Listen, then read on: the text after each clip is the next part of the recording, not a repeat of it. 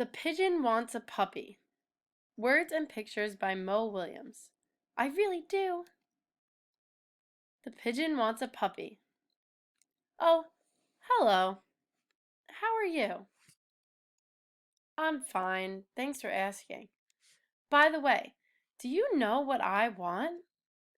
What I've wanted forever? At least since last Tuesday. A puppy! Puppy, puppy, puppy! Oh, don't worry. I'll take care of it. I promise I'll water it once a month. What? Everybody knows that puppies need plenty of sunshine and water. Oh, I get it. You don't want me to be happy, do you? You don't want me to take a piggyback ride on my puppy or play tennis with it? You just don't understand.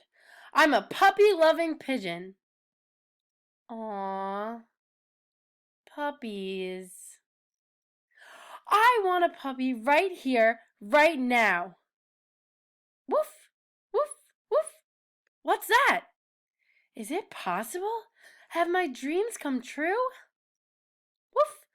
Ah! It's huge! The teeth! The hair! That wet nose! The slobber! The claws! I mentioned the teeth, right? Really, I had no idea. I've changed my mind. I want a walrus.